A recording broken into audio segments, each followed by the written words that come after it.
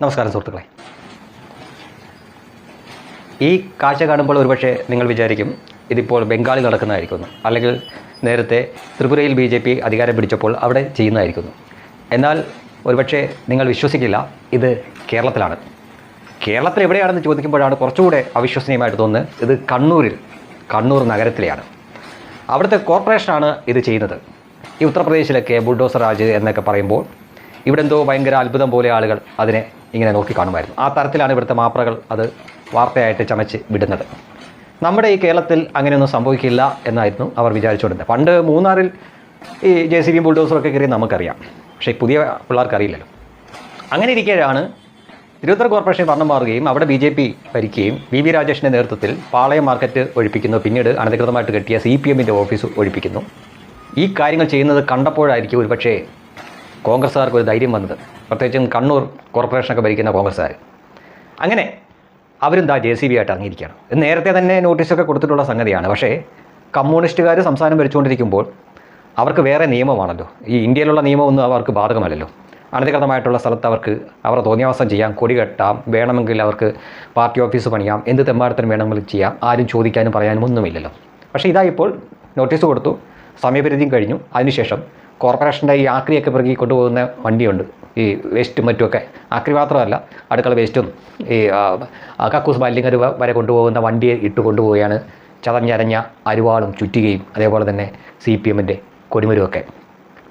CPMകാരായിട്ടുള്ളവർ അവരുടെ വിദൂര സ്വപ്നത്തിൽ പോലും അവർക്ക് സങ്കല്പിക്കാൻ പോലും പറ്റാത്ത കാര്യമായിരുന്നു തങ്ങൾ പ്രവർത്തിക്കുന്ന ജീവിക്കുന്ന ഈ കേരളത്തിൽ ഏതെങ്കിലും കാലത്ത് തങ്ങളുടെ കൺമുന്നിൽ വെച്ച് തങ്ങൾ സ്ഥാപിച്ച കൊടിമരവും അരിവാളും ചുറ്റിക്കുകയും ഒക്കെ ഇതുപോലെ ചതച്ചരച്ച് കൊണ്ടുപോകുമെന്ന്.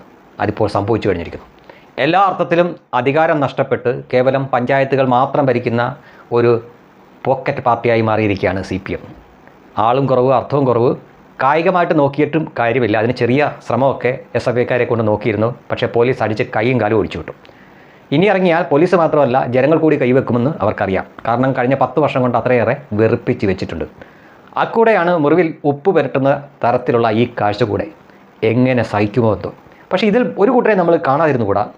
കമ്മ്യൂണിസം എന്തോ മഹത്തായ സംഗതിയാണ് എന്നൊക്കെ പറഞ്ഞുകൊണ്ട് നല്ല പ്രായം മുഴുവൻ ഇതിനു വേണ്ടി പ്രവർത്തിച്ച് ജീവിതത്തിൽ ഒന്നും നേടാതെ ഈ അരിവാളും ചുറ്റിയും കണ്ട അതിൽ മാത്രം വോട്ട് ചെയ്യുന്ന ഒരു തലമുറയുണ്ട്. അവർ പ്രായമായി, പക്ഷേ അവരുണ്ട്. അവരൊന്നും ഈ ബാഹ്യമായിട്ട് മറ്റൊന്നും പ്രതീക്ഷിച്ചുകൊണ്ടല്ല. അവർ അന്ധമായിട്ടുള്ളൊരു വിശ്വാസം, അതെന്തോ നല്ലതാണ് എന്നൊരു ധാരണയും. അവർ ഈ കാഴ്ചയൊക്കെ എങ്ങനെ കാണുമെന്നാണ് നോക്കുന്നത്. കാരണം ഇത്തരം കാഴ്ചകൾ അവർ കാണാൻ ആഗ്രഹിക്കുന്നില്ല. അതിന് ചെയ്യേണ്ടത് അനധികൃതമായിട്ടുള്ള സ്ഥലങ്ങളിൽ ഇതുപോലെ സാധനം കെട്ടാതിരിക്കുകയാണ് എന്നതാണ്. പക്ഷേ അധികാരത്തിൻ്റെ ഹുങ്കിൽ ചെയ്തു വെക്കുമ്പോൾ ഓർക്കണം, ഏതെങ്കിലും കാലത്ത് തങ്ങളുടെ കയ്യിൽ നിന്ന് അധികാരം പോവുകയും ഇന്ത്യയിൽ നിലവിലുള്ള നിയമങ്ങൾ അനുസരിച്ചുകൊണ്ട് ഏതെങ്കിലും ഒരു സർക്കാർ അതിൽ നട്ടലുള്ള ഒരു മേയർ വിചാരിച്ചാൽ, ഒപ്പം അതിന് തക്കതായിട്ടുള്ള ഉദ്യോഗസ്ഥരും വിചാരിച്ചാൽ ഈ നിർമ്മിതികളൊക്കെ തകർന്ന് വീഴും എന്ന് അല്പമെങ്കിലും ചിന്തിക്കുന്ന ബോധമുള്ള ഒരുത്തനെങ്കിലും കമ്മ്യൂണിസ്റ്റുകാരുടെ അല്ലെങ്കിൽ ഏത് പാർട്ടി ആയിക്കോട്ടെ അവരുടെ കൂടെ ഉണ്ടെങ്കിൽ ഒരിക്കലും ഇങ്ങനെ നിർമ്മിച്ച് വെക്കില്ല. അത് CPM ആവട്ടെ, CPI ആവട്ടെ, കോൺഗ്രസ് ആവട്ടെ, ഇനി BJP ആണെങ്കിലും ശരി. അധികാരം കിട്ടുന്ന ആ സമയങ്ങളിൽ കയ്യൂക്കിൻ്റെ ബലത്തിൽ അനധികൃതമായിട്ടാണ് കെട്ടുന്നെങ്കിൽ പിന്നീട് ഒരു കാലത്ത് ഇത് പൊളിയും എന്ന ബോധ്യത്തിൽ കൊണ്ട് കെട്ടണം. അപ്പോൾ പിന്നെ അത് പൊളിയുമ്പോൾ അത്ര വേദന തോന്നുന്നില്ല. അങ്ങനെ പൊളിയുമെന്ന് ബോധ്യമുള്ളവൻ ഒരിക്കലും ഈ പണിക്ക് നിൽക്കത്തുമില്ല. എന്തായാലും ത്രിപുരയിലും ബംഗാളിലും കണ്ട കാഴ്ച ഇതാ കമ്മ്യൂണിസ്റ്റുകൾക്ക് സ്വന്തം കേരളത്തിൽ, അതും കമ്മ്യൂണിസ്റ്റുകാരുടെ കോട്ടയെന്നറിയപ്പെടുന്ന കണ്ണൂരിൽ തന്നെ നയനമനോഹരമായിട്ടുള്ള കാഴ്ച കാണാനുള്ള അസുലഭ അവസരമാണ് കൈവന്നിരിക്കുന്നത്. എൻജോയ്.